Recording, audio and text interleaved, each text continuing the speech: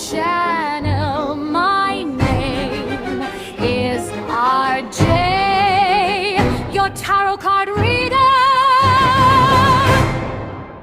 Take what resonates and leave those not for others. Watch on your own risk.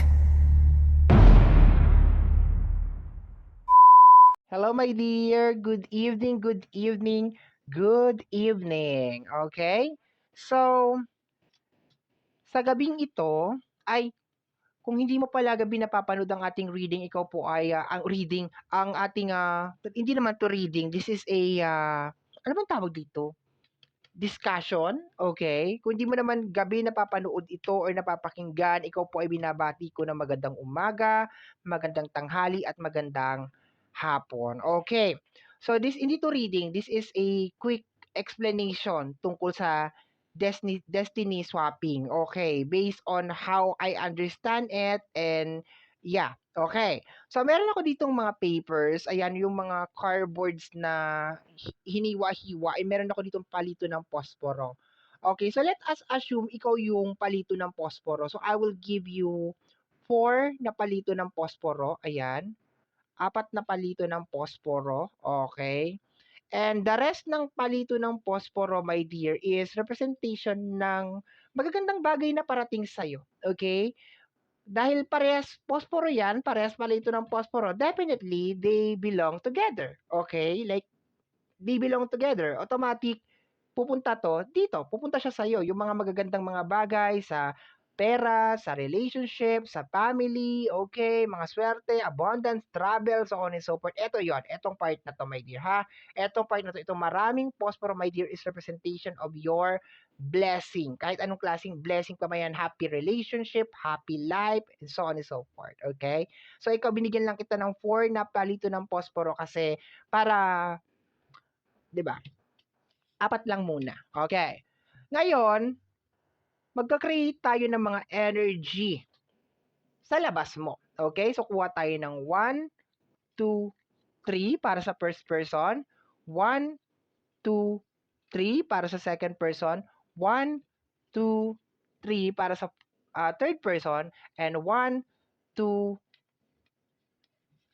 3 para sa fourth person. Okay. So, ano ulit ang nangyayari sa itaas?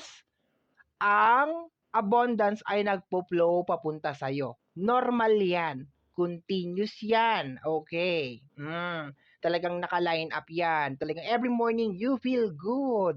Talagang di ka naubusan ng pera. Talagang maganda ang relationship. Lahat ng mga minamanifest mo talagang nangyayari. Okay yan. Talagang tuloy-tuloy yan. Tuloy-tuloy papunta sa'yo. Lahat. Okay. Hindi man siya as in like mabilis, pero at least nagpo-flow siya papunta sa'yo. Okay. So what happened is, okay, ito si first person. Okay, sabihin natin katrabaho. Okay, lumapit sa iyo. Uy, ganito kasi may problema ako, ganyan-ganyan. Lagi na lang pag lumalapit sa iyo, lagi may problema. Lagi na lang. O kaya nagdadala ng mga negative na energy. Basta kung ano na lang mga sinasabi, puro mga toxic na sinasabi, kung hindi tungkol sa sarili niya, tungkol sa ibang tao, mga ganyan. So anong nangyayari? Kasi ikaw, normally, 'di ba, you have a good heart. So, it's either like magwi-wish ka para sa kanya or mag-a-advise ka para sa kanya. So, anong nangyari, yung isang palito mo ng posporo mapupunta sa kanya. O, ayan na. Kuya sasabihin mo, ay sasabihin niya, "Ay grabe naman talaga, as in hirap na hirap ako sa buhay ko, ganito, ganito." Kasi ikaw mabait ka, so sasabihin mo sa kanya, "Ay, hayaan mo magiging okay din ang lahat." Oh, 'di ba? Simpleng word lang. Hayaan mo magiging okay din ang lahat. Pero it is a form of wish. It is a form of wish. Okay. So yung abundance mo, yung blessing mo, my dear, kunyari nagkaroon ka ng problema, ikaw, oh, imbes na magiging okay din ang lahat, ano mangyayari? Naguguluhan ganyan siya. Saan ako pupunta dito? And bumababa siya diyan. So hindi na siya nakakapasok minsan sa iyo kasi binigay mo na eh. 'Di ba? Binigay mo na. Kaya yung problema mo, matagal na siyang ma-resolve. Kasi lagi ka nagsasabi sa ibang tao na magiging okay din ang lahat. Comfort by comfort by comfort. Alam mo ang problema dito, my dear, when it comes sa comforting ng isang tao, sometimes hindi naman talaga kailangan ng tao na yun yung comfort mo. And people can be very, very tricky. People can be very, very tricky. Meron mga tao na alam nila na hindi na magiging okay ang sitwasyon nila. Alam nilang hindi na magiging okay ang relationship nila. Pero gusto nilang marinig sa ibang tao na magiging okay lang din ang lahat kasi nagbabakasakali sila, fingers crossed, na yung salita ng tao na yun ay magdidilang anghel at magiging okay yung kanilang relationship. And then, taran, ikaw ang nakausap. Wala, after ilang araw, after ilang buwan, naging okay nga talaga. Totoo yan. Totoo yan. Yung iba hindi na lang nagsasalita. Kinausap mo, okay lang yan. Bukas makaka-receive ka na ng blessing. Kinabukasan naka-receive ng blessing, hindi sinabi sa'yo. O kaya cliname niya na kanya, ay akin to. Akin to. Pero bless mo kasi siya. And walang masama na binibless mo ang ibang tao na magiging okay din ang lahat. Pero make sure mo na okay ka. Pero kung hindi ka kasi okay, ito sabihin natin isang palito ng posporo, okay lang yan. Isang palito lang naman ng posporo eh. Eh kung paano kung pumunta na naman sa next person? Uy, kasi ganito, ganyan, ganito, ay, bibless mo na naman ulit. Dalawa na lang palito ng posporo mo. Anong i-exchange niya sa'yo? Siyempre, toxic energy, negative energy. Dalawa na lang palito ng posporo mo. Okay lang yan? Okay lang yan. May dalawa pa naman eh. May dalawa pa naman eh. Ganyan kasi ang ugali natin mga tao, di ba? Ay, okay lang yan. Meron pa naman eh. Okay lang yan. Meron pa naman eh. Aminin natin o hindi, ganyan ang ugali natin. Kailan na natataranta? Pag ubos na. Pag wala na. 'Di ba? Pag nandyan na, 'di ba? Sasabihin mo, "Oy, ayusin mo yung bubong kasi magtatag-ulan na." Ay, wag muna, bukas na lang, sa ibang araw na lang. Pag tag-ulan na, doon na nagtataranta, doon na nagtatatakip ng mga butas sa bubong. 'Di ba? Ilan ang nawala sa'yo? Dalawa na. Dahil kumausap ka ng dalawang tao na napaka-miserable at napaka-toxic. Okay? At ang gagawin nitong mga tao nito, paulit-ulit nilang gagawin yan ha, hindi lang one time. Paulit-ulit nilang gagawin yan. Habang ini-entertain mo ng ini-entertain, paulit-ulit nilang gagawin yan. Kasi bakit? Yung energy na kinuha nila sa'yo, kailangan ma-maintain yung flow. Kasi once na hindi mo na kinausap, makakat yun, etong mga energy na to, automatic babalik yan sa'yo. Kaya ang gagawin nila, paulit-ulit yan sila, itong chismosa na kapitbahay mo, kung sino man tong katrabaho mo na to, paulit-ulit magkikwento sa'yo yan. Paulit-ulit magpapaawa sa'yo yan. Okay? Punta tayo sa third person natin. Third person natin, ganun na naman ulit. Okay? Toxic na energy na naman ulit. Ayan na. Ilan yung natira sa'yo? Isang palito na lang ng posporo. Ano sasabihin ng karamihan? Okay lang yan. Pero ano nangyayari sa blessing mo? Dahil isa na lang ang palito ng posporo mo, saan na siya napupunta? Pumupunta pa rin ba sa'yo? Hindi na. Or kung pupunta man siya sa'yo, kinukuha lang din ulit. 'Di ba? Kukunin lang din siya ulit. Ibig sabihin, wala na i-stack. Imbis na dapat nagfa-file ang blessing mo, dumadami ng dumadami, hindi siya nagfa-file. Kasi nagli-leak out siya na nagli-leak out siya na nagli-leak out siya na nagli-leak out. Okay? Nagli-leak out siya na nagli-leak out. Okay? So ngayon, tatlong tao na yung nagdi-drain ng energy mo. Itong mga palito ng posporo, hindi na siya dumediretso sa'yo. Dumediretso na siya dito kay number 2, dumediretso na siya dito kay number 3, okay? Minsan may nakakalusot na isa, kasi remember, may palito ka pa rin ng posporo, may nakakalusot na isa, pero lalapit na naman sa'yo si person number 2, so pag alis niya, kukunin na naman niya to, at mag-iiwan na naman siya ng panibago. So ano na iiwan sa'yo? Puro mga toxic na energy. May bago na naman tao, best friend, premi, ano ba, ganyan-ganyan. Di ayan na,